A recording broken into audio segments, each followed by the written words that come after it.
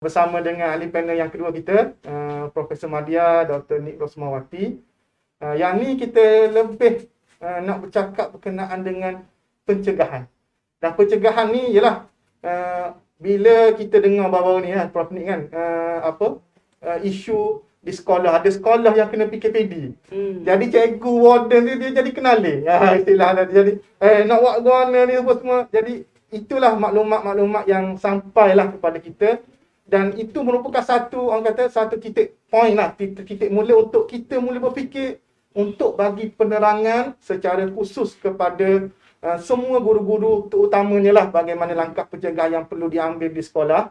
Jadi saya kira ahli panel kita pada kali ini satu orang tokoh yang cukup, orang panggil cukup hebat lah untuk bercakap berkenaan dengan pencegahan COVID-19. Dan selain daripada pakar kesihatan awam juga, dia Dr. Prof Nik ni merupakan pakar dalam bidang kesihatan environment atau kesihatan persekitaran. Jadi itu merupakan satu maklumat yang akan dikongsikan, itu akan menjadi satu panduan yang berguna untuk kita semua, insya-Allah. Jadi tanpa membuang masa, saya persilakanlah Prof Madya, Dr. Nik Rosmawati untuk berkongsi kepada kita, Doktor, bagaimana pencegahan ataupun kaedah yang terbaiklah untuk guru-guru kita ambil bagi menghalang penularan wabak COVID-19 ini di sekolah. Dan selain daripada guru, mungkin kita di komuniti juga ingin tahu bagaimana langkah pencegahan yang perlu kita ambil. Jadi saya persilakanlah Prof Madya, Dr. Nik untuk menyampaikan idea beliau. Dipersilakan. Okay. Bismillahirrahmanirrahim. Assalamualaikum warahmatullahi wabarakatuh. InsyaAllah hari ini kita sambung perbincangan kita. Dan terima kasih kepada moderator kita, Dr. Tengku Fakhruddin. Dr. Tengku Fakhruddin ni adalah pelajar saya. Jadi comel benarlah kami berpasangan hari ini. Okey, sebelum saya nak fokus nak jawab kepada persoalan yang moderator tanya tu, okey, sebenarnya saya nak share sedikitlah daripada pembacaan saya agar guru-guru, terutamalah yang kena PKPD ataupun sekolah-sekolah yang belum lagi kena PKPD, tapi dah ada kes-kes di sekolah, jangan stres sangatlah. Benda dah berlaku, nak buat macam mana dah berlaku. Sekarang kita akan fokus supaya yang PKPD tu kita boleh settle segera. Dan yang belum PKPD takkan kena PKPD. Okey, untuk perhatian penonton semua hari ini, okey, bukan sekadar di Kelantan. Saya rasa tak ada lagi negeri lain PKPD sekolah. Tak ada lagi, dia baru sekolah tutup. Sekolah tutup. Sekolah tutup ada. Jadi jangan stres lah walaupun kita di Kelantan 4, 5 ni. Pak ke? Yang kena PKPD ni jangan stres. Okey, mari saya share sikit. Ada satu jurnal yang menunjukkan bahawa memang betul berlaku peningkatan kes selepas sekolah dibuka. Okey, kita tengok apa yang berlaku di France. Okey, di France sebelum sekolah dibuka dia ada 6,633. Ini bukan total negara France, di satu lokaliti di France ni lah. Okey, selepas sekolah dibuka apa jadi? Okey, berlaku peningkatan daripada 6,633 meningkat kepada 286,000 plus. Okey. Kematian di France tadi kan. Sebelum sekolah dibuka 148 kematian. Selepas sekolah dibuka 30,600 plus kematian. Okey, saya ambil contoh kedua. Contoh kedua di mana ni? Di Island. Di Island, satu tempat di Island. Sebelum sekolah dibuka, kesnya 70 dan kematian hanya seorang. Tetapi selepas sekolah dibuka, kes meningkat 28,000 dan kematian melibatkan 1,772. Satu lagi contoh. Satu lagi kita ambil UK lah. Kan? Kita kata UK ni sebab dia negara maju lah. Jadi kita tengok apa jadi pada negara maju. Kan, kita ni negara pertengahan. Okey. So apa jadi pada UK deh kalau bila dia buka sekolah? Sebelum dia buka sekolah di UK 3,612 kes. dan kematian 186. Okey, apa jadi lepas sekolah dibuka? Meningkat menjadi 337,000 plus. Oh. Dan kematian adalah 41,000 plus. Mana dunia pun lebih kurang sama. Iya. So, wahai cikgu-cikgu, wahai apa nama pentadbir sekolah, kita jangan stres. Tapi kita jangan kita berada di zon selesa. Okey, itu sebagai satu sokongan moral bagi kita lah bahawa kita bukan berperai seorang. Okey, itu satu saya share. Yang kedua, kita nak masuklah keadaan negeri kita Kelantan ni. Okey, yang terbaru dah yang direkodkan 7 kluster pendidikan. Lagi ni saya nak fokus pasal sekolah ni. Okey, 7 kluster pendidikan. Dan adalah disebut, dan tak salah saya sebut sebab disebut dalam paper ni. 7 kluster pendidikan termasuk, yang ni dalam paper apa saya ambil ya. Pendidikan termasuk kluster Jalan Pasir Mas, Pohon Tanjung, kluster Jalan Hospital, kluster Pulai Condong, kluster Tanguk, kluster Kok Lanas. Ini antara yang ditulis, dilaporkan lah. So, persoalan kita, kenapa? Biarlah negara yang saya share tadi kita muhasabah balik lah. Kenapa negara kita ni masih gagal mengawal? Walaupun kita panggil apa, kita dah berjaya kawal sebelum-sebelum ni. Okey, sebenarnya rata-rata masyarakat kita ada satu sikap dia panggil meletakkan menanam satu sikap dia letak dalam diri dia ni, macam dia rasa dia ni negligible risk. Dia tak ada risiko dan ikut aku selamat. Macam tu lah. Negligible risk ni. Dia rasa dia selamat. Tak ada orang nak rasa kan dia ni aku nak pergi dapat COVID. Tak ada. Tapi dia sebab dia rasa dia tu selamat. Dia dalam term kita dia panggil negligible risk. Dia rasa dia ni tak ada risk nak dapat. Okey. Sedangkan sebelum kita buka sekolah ni kan. Okey, kita dah berjaya kawal banyak dah lah. Okey. Sebelum bulan 12 tu. Tapi bermula daripada tu kan kita dah buka pintu sempadan. Pada masa tu pintu sempadan negeri, antara negeri kita buka. Okey, negara-negara luar pun dibuka dengan kawalan yang ketat. Dan vaksin pun mula kita dapat. Okey, secara berfasa vaksin pun kita dah mula dapat dah. Tetapi kalau andai kata kita memanfaatkan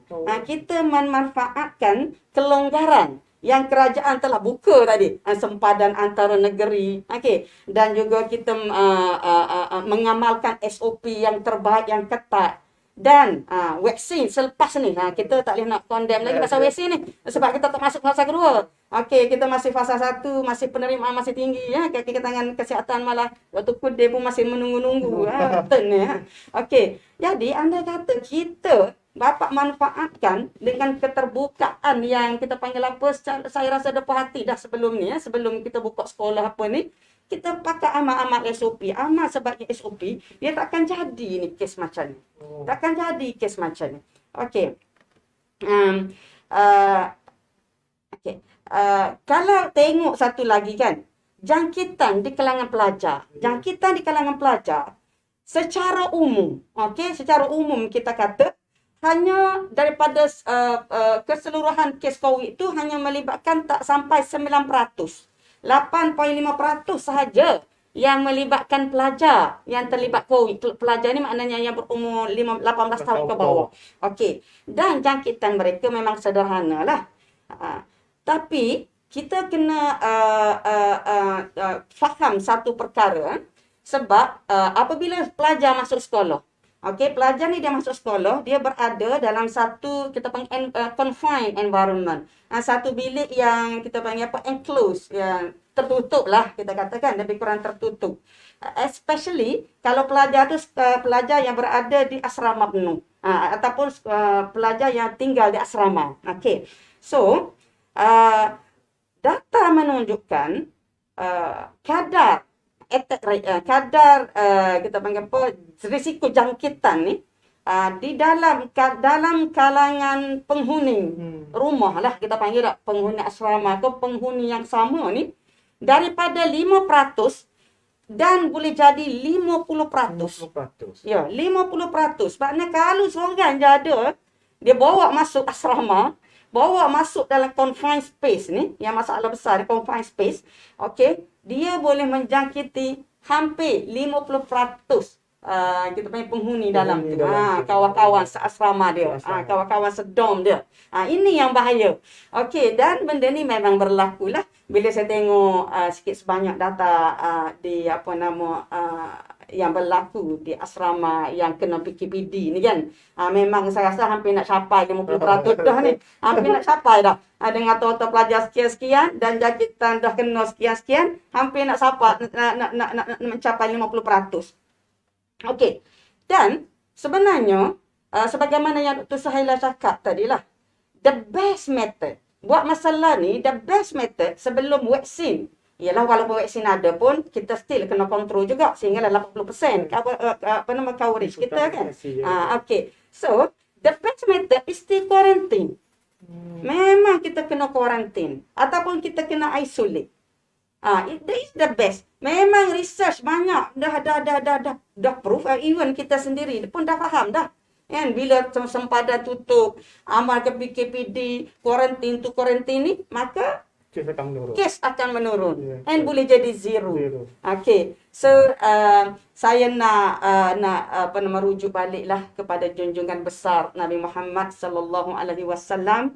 Memang inilah saat yang kita dapat merasai kebenaran akan sabda Nabi kita kan. Iaitu Nabi bersabda, apabila kamu mengetahui adanya penyakit, okey, di sebuah tempat, di satu-satu tempat, kita jangan masuk. Ataupun kalau tempat kita ni kena penyakit, kita jangan keluar. Memang kita panggil apa? Kita rasa akan kebenaran sabda Nabi. So, quarantine is the best. Orang kata, tak apa kuarantin tak ikut sunnah. Sunnah dah ni. Kenapa kita masih pertikaikan sunnah? Kan? Ini antara sunnah yang kita belajar. Dia sambil kita keep on buat research, keep on kita cari apa lagi kaedah penyelesaian.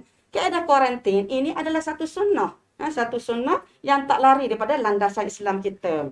Okey, saya nak teruskan. Bagaimana kita nak tangani wabak. Sekarang ni banyak sebenarnya persoalan. Even sekolah anak saya pun, salah satunya memang terkena PKPD juga. Dalam komen kita pun ada soalan, Prof. Dia tanya bagaimana nak tangani ataupun pencegahan di asrama. Jadi bolehlah Prof ni cerita. Ya Allah, betul dah tu. Mujur tak tanya hak lain dah. Okey, tanya di asrama. Okey, sekarang ni saya nak bincang lebih detail lagi lah. Bagaimana kita pihak sekolah, guru-guru, kaki tangan sekolah dan juga selaku ibu bapa. Ibu bapa pun mempunyai peranan bagi nak menangani masalah perebakan wabak COVID di sekolah ataupun di asrama. Okey, saya nak sebut 6 perkara wajib yang pihak sekolah ataupun pihak asrama perlu beri perhatian. Dan ke-6 ni memang kena faham dan kena hadam dan kena buat di sekolah. Okey, catat. Okey, nanti kalau siapa ada kita panggil kontak saya boleh share je. Kita panggil apa? PDF berkaitan perkara ni. Tapi catat dulu. Okey. Yang pertama berkaitan hand hygiene. Kebersihan tangan. Okey, ini bukan sekadar bercakap. Kita kena buat. Dan bukan sekadar untuk kita. Kita kena buat untuk pelajar. Kita kena buat untuk staf.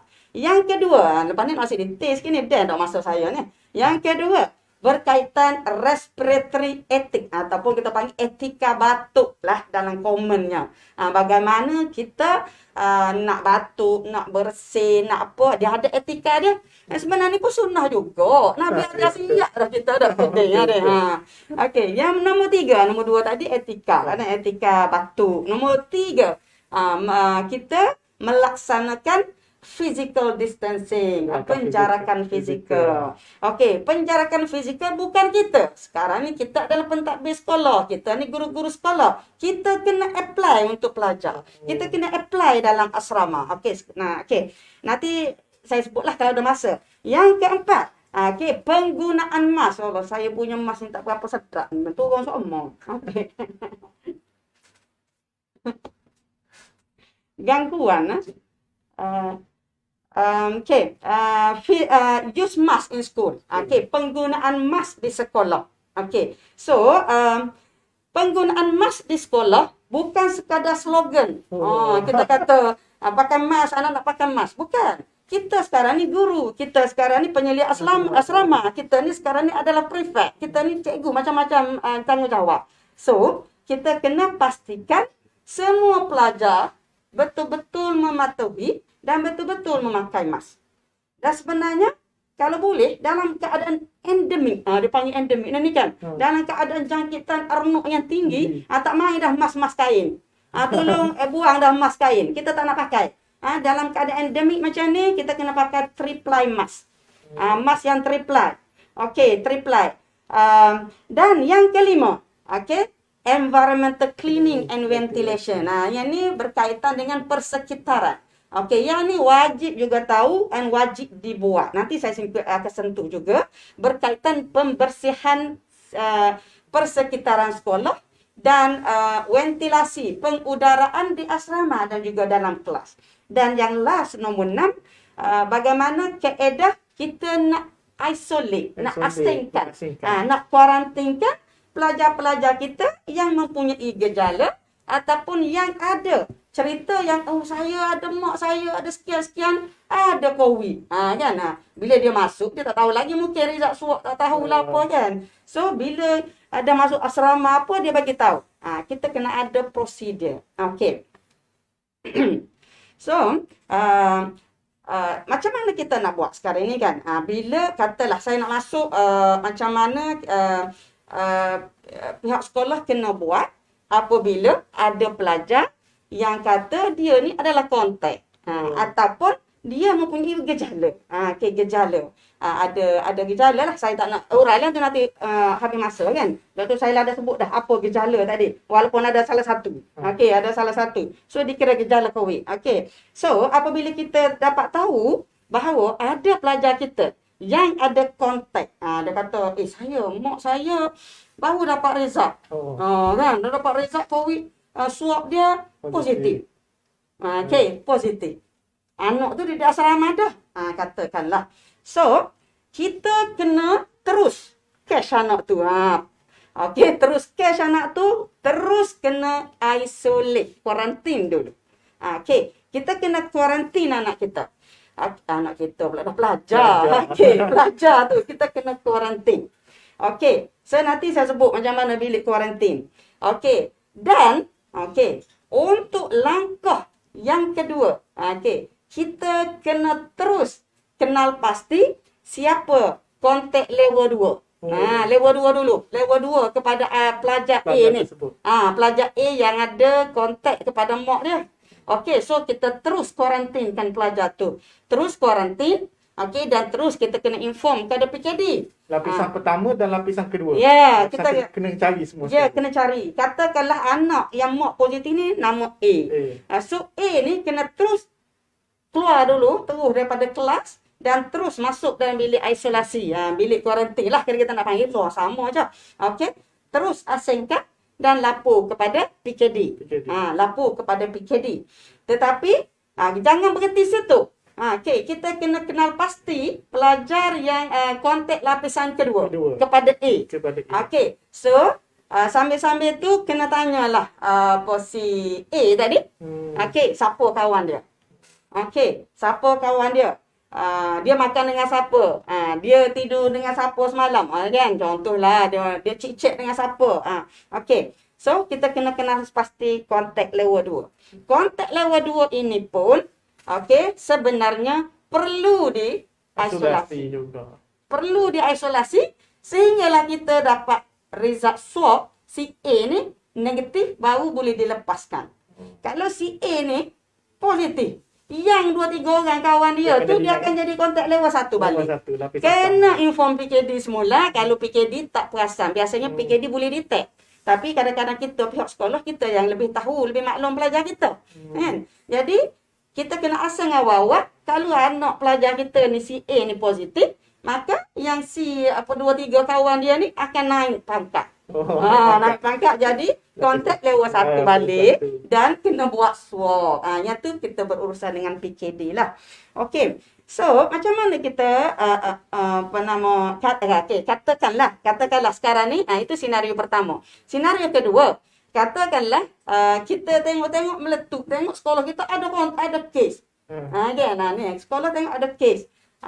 Katalah si B pula lah. B ni sedar-sedar kita cikgu ada positif kes pelajar kita. Okey. So, kita walaupun pelajar tu mungkin duduk di rumah, kan? Mungkin duduk di rumah dia. Tapi apabila kita dapat tahu ada salah seorang pelajar ataupun guru kita positif ataupun staf kita positif. Okey, kita kena terus. Sebab kadang-kadang kita kena faham, bukan PKD tak nak buat kerja, tapi PKD memang banyak sangat kes dia. Okey, PKD ni terlalu banyak kes.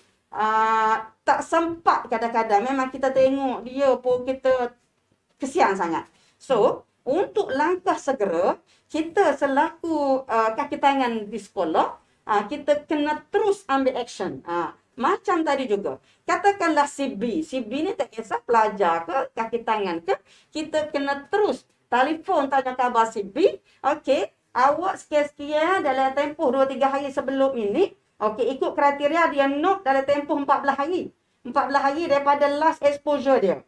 Okey, last exposure tu dalam tempoh 14 hari kita selidik. Siapa yang berhubung dengan dia.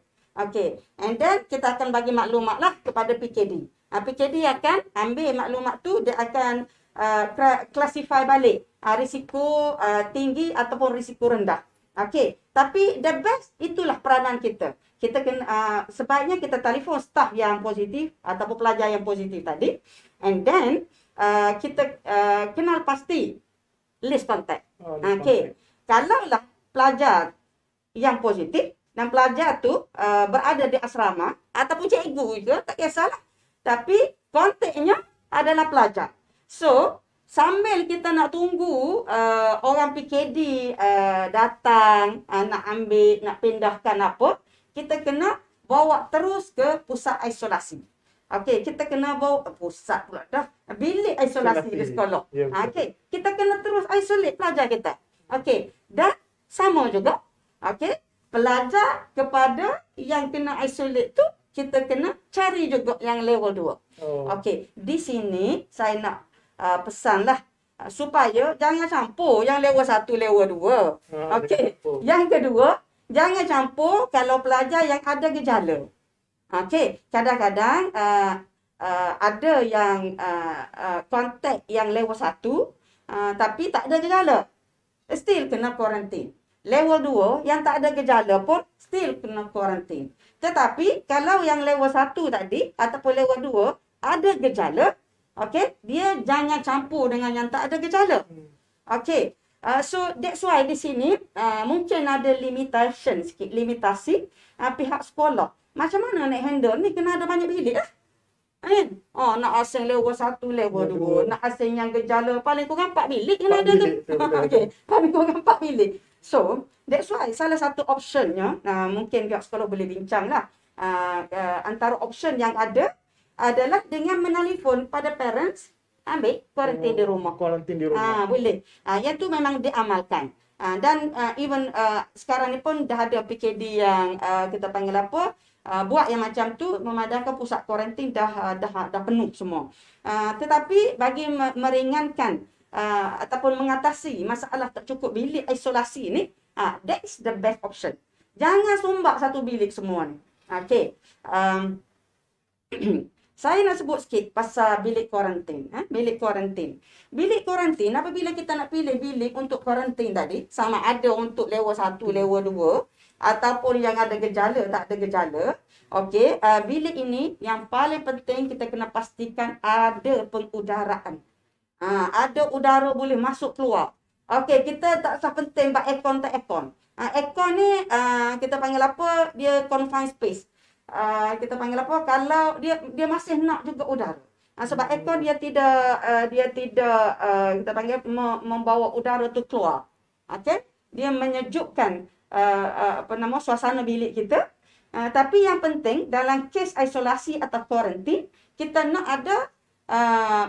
ada satu sistem atau satu ruangan yang udara tu boleh masuk dan udara tu boleh keluar. And the best, ada juga dari segi pencahayaan matahari boleh masuk.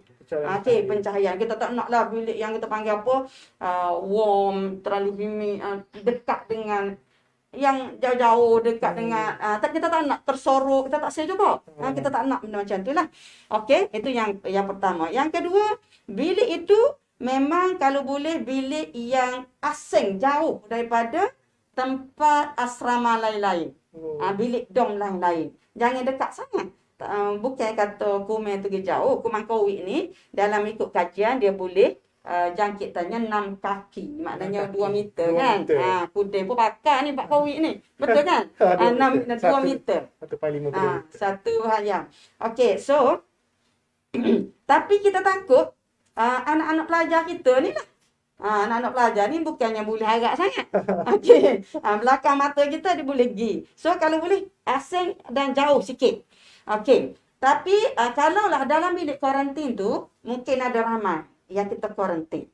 Okey. So sebaiknya especially kalau yang belum confirm case ni. Kalau case belum confirm yang level 1 kontak ataupun level 2, antara katil tu kalau boleh 2 meter.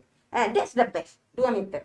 Sebab kita panggil apa? Kuman COVID tadi dia boleh pergi sehingga ke 2 meter. 2 meter.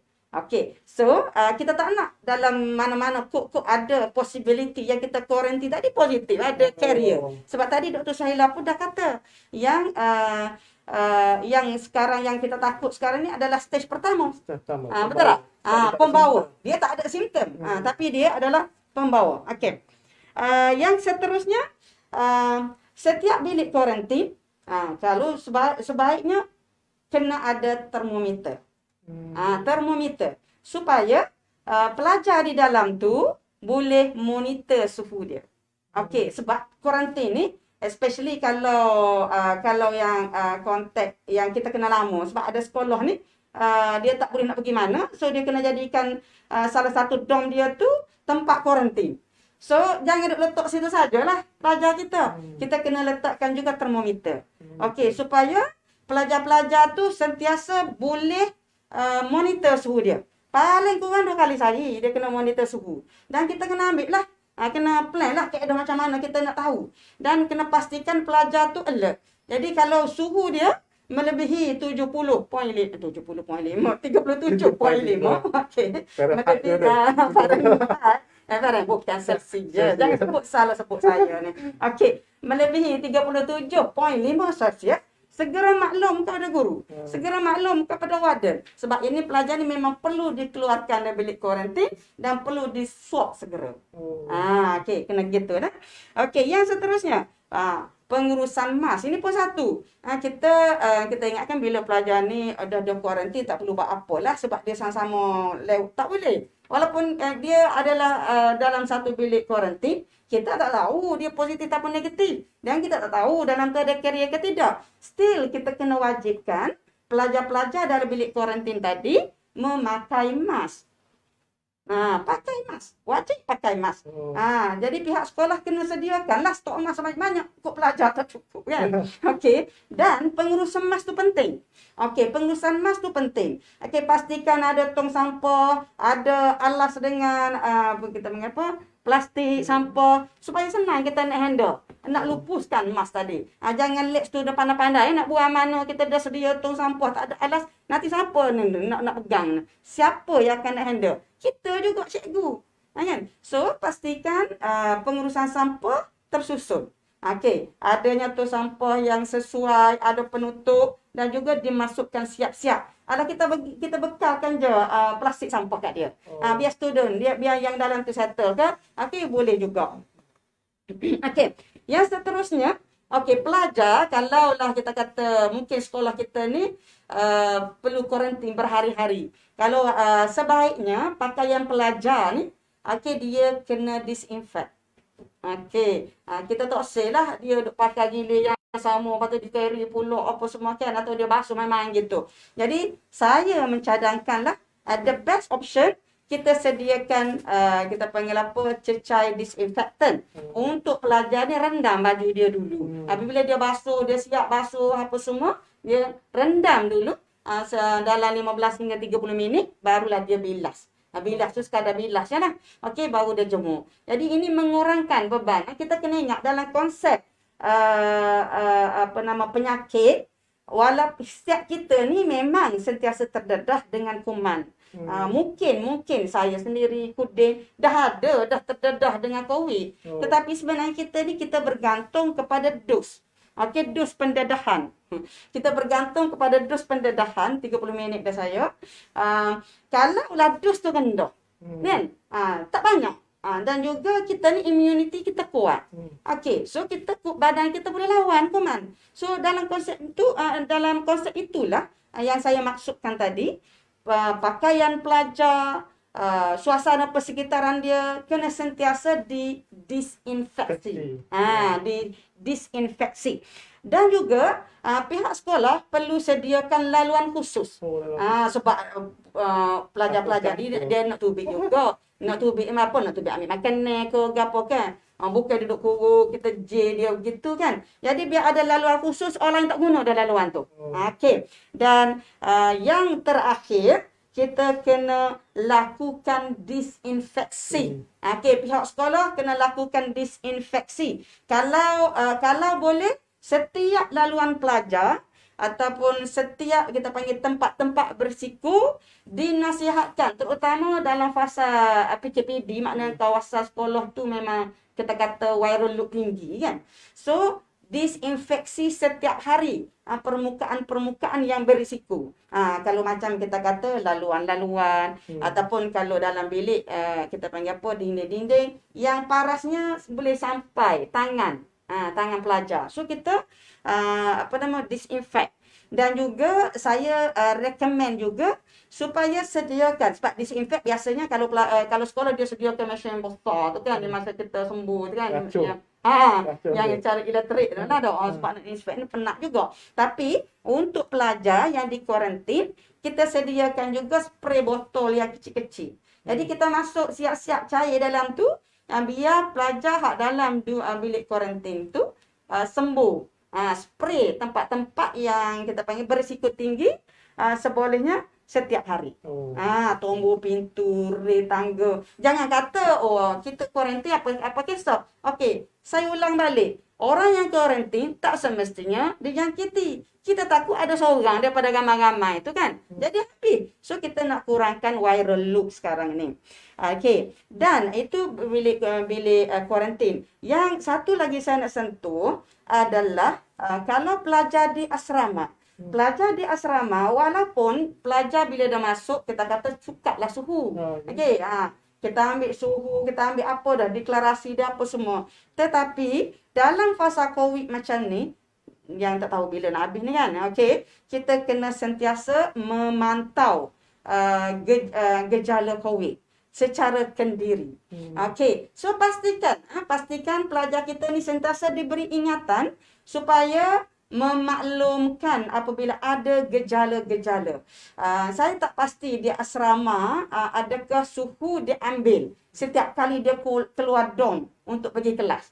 Tapi adalah yang baik, yang terbaik, pelajar pun disuka suhu setiap pagi.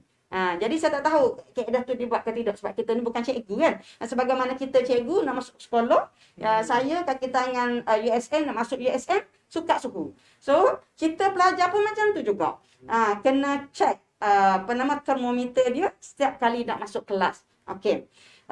Dan saya last kali untuk tanggungjawab sekolah saya nak sebut, sebab masa saya tak ada, sebenarnya saya sedia banyak nak kecek ni. Saya nak nasihatkan supaya warden, warden yang bertugas atau PIC bertanggungjawab untuk menjaga pelajar yang kena kuarantin tadi, supaya mendapatkan maklumat detail bagaimana nak jaga diri dia juga. Sebab sudah pasti warden pun ada keluarga dan warden sendiri pun tak nak dijangkiti. Okey, janganlah kita hanya sekadar pakai mask kita terus masuk. Okey. Pastikan PIC, cikgu yang bertanggungjawab menjaga pelajar-pelajar ni mendapat cukup maklumat dan mempunyai alatan yang cukup apabila ingin mendekati kita panggil pelajar yang di kuarantin. Yang paling basic, okey, kena ada glove. Bukan sekadar mask, mask wajib ada dah. Okey, yang tambahan yang kedua tadi glove. Yang seterusnya kena ada face shield. Okey, face shield atau Google. Google pun tak apa. Sebab face shield ni kita nak lindungi mata kita, kan? Mata kita. Ada gaun. Gaun. Gaun dia macam doktor masuk OT ni. Tapi tak adalah sampai penuh gitu kan gaun. Okey. Paling kurang kita cari apron plastik tu kan. Apron plastik yang tangan panjang lah. Jangan cari apron hot ni kan. Kita pakai sarung apron plastik tu. Pakai siap-siap. Okey. Facial sebut dah tadi kan. Okey. Dan sediakan sanitizer siap-siap. Kita masuk. Baru boleh masuk. Bila kita masuk tu. Okey. Pakaian PPE ni hanya sekali guna je. Bila kita masuk. Bila masuk pun jangan duduk dekat sangat. Pastikan yang korang tu pakai mask lah bila kita masuk.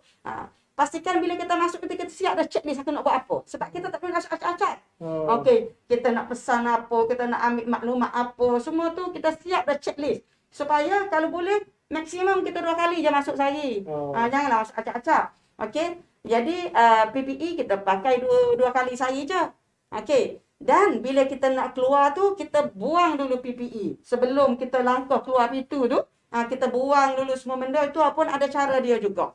Okay? And kita keluar pintu, kita pun buka dalam mask yang terakhir. So, kita masukkan siap-siap dalam plastik. So, barang pakaian PPE kita tu kena ada kaedah lah pula. Kita nak lupus.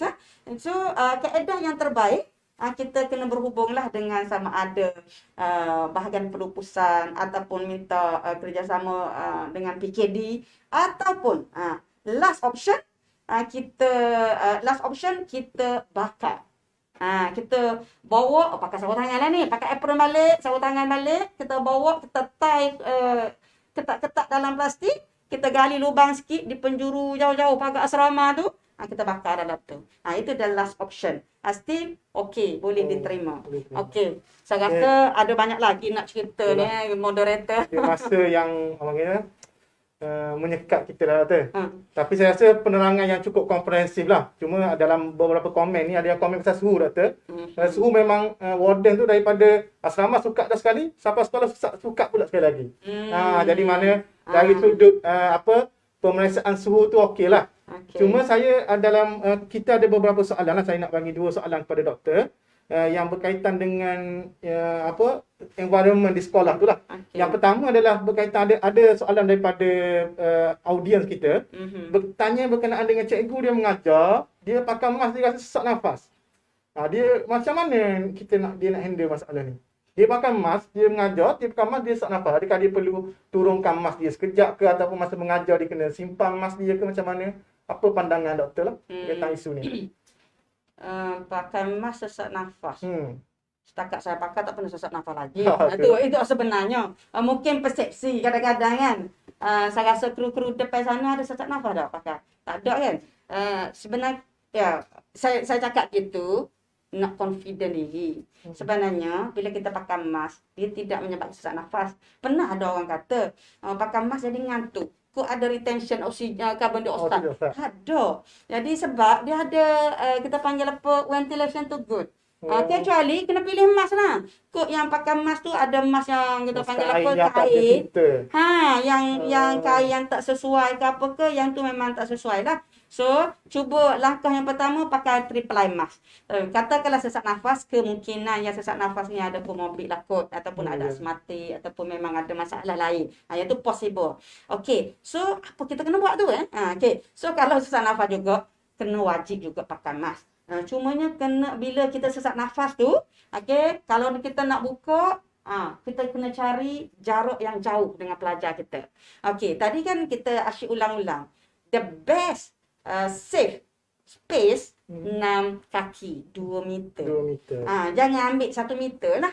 Dalam endemik, sekarang ni kita kena endemik. Kita kena bayangkan virus ni banyak sangat nak tu endemik.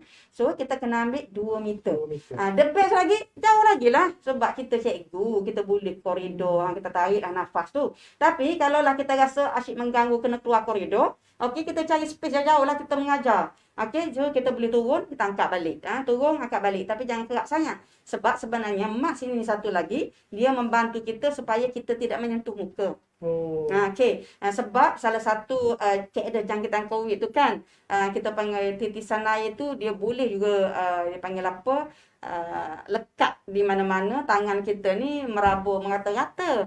So kadang-kadang kita boleh sentuh muka. Okey, kita takut ada juga root dia masuk ikut cara sentuhan lah. Itu kita kurangkan sikit cara kita panggil apa, bila kita angkat turun naik. Oh. Okey. Okey, terima kasih doktor. Dan satu lagi soalan daripada netizen kita lah. Bertanya berkenaan doktor, boleh ke virus COVID ini dia tersebar melalui mask yang telah diguna pakai? Jika tidak dibuang dengan sempurna, dan if so, berapa lama virus tu dia boleh mampu bertahan di atas use mask tu? Mana mask yang dah digunakan, adakah virus COVID tu dia melekat atas mask tu ataupun dah berapa lama, tempoh lama virus tu boleh bertahan dekat mask tu? Okey, kita memang sekali-kali tidak melarang lah untuk saya menggunakan perkataan menasihat. Kita memang melarang untuk menggunakan mask terpakai, terutama yang orang lain pakai. Okey. Dan kalau kita pakai mask triple ni, kita boleh pakai untuk 1 hari ataupun 6 jam. Bolehlah 6 jam mask ni. Okey. Tempoh virus ni dia boleh berada di permukaan kering. Kering pun dia bergantung, ada besi, ada kain, ada linen apa semua kan. Antara 5 dan mungkin boleh berhari-hari. Okey, sehingga 15 hari, 20 hari dia boleh. Dia bergantung kepada jenis permukaan. So, that's why mask ni, sebab gini, bila kita pakai mask, dia filter tau. Macam kita bayangkan filter air kat rumah kita. Kan? Dia bukan kita pakai, dia bersih gitu je. Dia akan lekat ni. Okey. Kita panggil ke seekor, 2 ekor, 3 ekor, 10 ekor, 100 ekor, dia lekat kat situ. Bukan kita bercakap tadi pasal kuman COVID boleh hidup di permukaan. Yang ni yang jatuh, kita tak tahu mana-mana kan sikit. Dia punya loop tak banyak. Tapi di mask, sebab dia filter tau. Daripada kita pun dia keluar dan orang pun dia filter. So dia akan lekat situ. So loop dia tinggi. So that's why tak recommend kalau mask tu kita basuh ataupun kita reuse balik. Okey. Sebab viral load yang terlalu tinggi. Ya, sebab dia filter. Kita bayangkan filter air lah. Betul. Jadi terima kasihlah di atas komen, idea yang diberikan oleh Prof. Madya Dr. Nik Rosli atas saya kira satu pencegahan yang komprehensif lah terutamanya untuk guru-guru sekolah.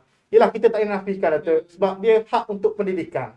Yelah, kalau orang kata PDPR ke apa semua macam-macam komen, tapi kadang-kadang mungkin pihak KPM melihat dari sudut hak pendidikan yang sempurna kepada anak-anak kita semua sekali. Jadi itulah cabaran apa semua pun kita kena tempuhi insya-Allah. Dan saya mengharapkan agar kalau boleh video ni kita kena sebarkan lagi. Betul. Kepada semua, terutamanya ialah kalau Kelantan ni sekolah tutup dah. Kan? Terutamanya mungkin sahabat-sahabat kita guru-guru di luar Kelantan supaya mereka mendengar nasihat ini dan mereka boleh mengamalkan, insya-Allah kita boleh kurangkanlah kadar keboleh jangkitan COVID itu di dalam persekitaran sekolah, insya-Allah. Tuan moderator, saya nak ambil 2 minit. Boleh. Gini, saya nak ambil sangat-sangat ni sebab saya nak ambil peluang nak menasihati pihak ibu bapa. Betul. Ibu bapa. Sebab kita panggil apa, kalau kita tengok dalam paper sekarang kan, boleh tengok dalam paper ataupun dalam website KKM. Cantik je dia lukis gambar. Apabila berlaku kluster kan, seorang ni je. Daripada seorang ni je, dia merebak kepada 2 jadi 10. Sebab asrama ni kan. Ataupun hari kedua terus 20. Ni tak selesai lagi. Ada sekolah 70, 60 daripada seorang. Seorang je. So, kita peranan ibu bapa sekarang ni. Kalau boleh kita tak nak seorang tu terlepas masuk.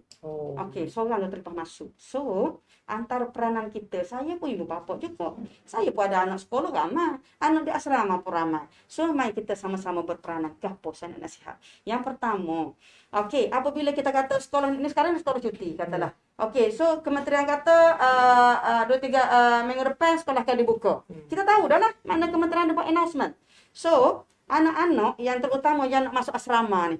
Okey, kita dah strict SOP untuk anak kita. Jangan bawa pergi kat bawah. Okey, jangan bawa pergi mana-mana yang risiko tinggi. Kalau perlu sangat, strict SOP dia. Okey, ada penjarakan, ada pakai mask tripla, kita jaga. Kita bukan jaga anak kita. Kita nak jaga anak orang lain. Kita kena ingat anak orang lain pun anak kita juga. Cuba ibu bapa bayang sekarang ni. Betapa ramai anak-anak kita ni duduk di kuarantin. Anak-anak kita berlaku tu, ratus-ratus. Disebabkan sorang. Okey. Itu yang pertama. Jadi, bila nak masuk sekolah 2-3 hari. Kalau ikut research, dia kata 7 hari. 7 hari sebelum anak masuk sekolah, strict SOP. Strict SOP. Kalau boleh kurang dah rumah. Dia panggil kuarantin dulu di rumah sebelum masuk asrama. Tapi kalau ada nak juga tu nak pergi baju gaya ke apa ke, strict SOP. Okey. Yang kedua, tanggungjawab kita. Kalaulah dalam family kita ada yang pernah berkunjung mari, kita panggil apa, ada gejala batuk ataupun dapat tahu dia adalah positif. So sudah semestinya family kita tadi yang dikunjungi tadi adalah kontak level 1. Ya, So jangan hantar anak kita. Jangan hantar walaupun result tak keluar lagi. Sekarang ni result mungkin 2 hari 3 hari baru keluar. Jangan hantar walaupun sekolah buka je ni. Suap family kita baru ambil ini, mungkin dia akan tahu 2 hari. Jangan hantar anak. Please jangan hantar anak. Sehingga suap keluar. Okey. Dan bila masuk ke sekolah, terutama sekolah harian, sekolah biasa, anak-anak kita masuk sekolah, tolong kita ingat semua anak kita supaya jangan geruk merata-rata. Limit pergerakan anak, jangan cuik orang lain. Okey, pakai mask, jangan lepas. Okey, standby mask dalam beg, salah putus tali ke apa tak pakai mask. Okey. So saya rasa itu yang 3 perkara penting, dan last kali saya nak menyeru diri saya, moderator dan semua guru-guru dan rakyat Kelantan supaya kita banyakkan berdoa. Okey, kita orang Islam. Kita orang Islam, kita diberi satu anugerah nikmat, iaitu doa senjata kita. So teruskan berdoa, ambil masa kita Ramadan ini, kita panggil apa? Tahajud. Kita angkat tangan, kita doa supaya Allah angkat wabak ini daripada bumi Kelantan, bumi Malaysia dan muka bumi ni. Dan kita gandakan istighfar kita. Kita tahu kuasa istighfar ni bukan sekadar boleh tambah rezeki, tapi Allah elakkan kita daripada bala. Dan juga solat sunat taubat. Mungkin ada antara kita, antara siapa-siapa lah, okey, yang ada dosa yang Allah tak nak, kan, tak nak maafkan lagi ke, kita pakat-pakat minta ampun. Bukan ampun untuk diri kita, kita minta ampun untuk seluruh rakyat Malaysia, seluruh umat Islam di dunia ni.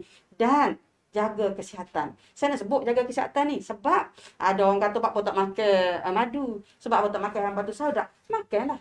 Okey, saya nak kata makanlah supaya kesihatan kita kita panggil kekal. Sebab kita tak nafi manfaat madu, manfaat batu sauda, manfaat apa-apa lagi. Makanlah. Makan. Supaya vitamin C.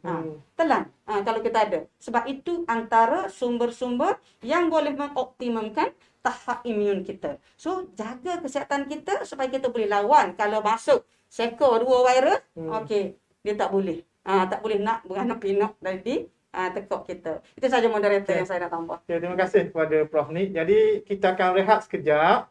Dan selepas pada itu, insya-Allah kita akan jawab ada beberapa persoalan lagi. Jadi, saya harapkan agar semua netizen kita stay tune bersama dengan kami. Insya-Allah kita akan kembali selepas daripada ini.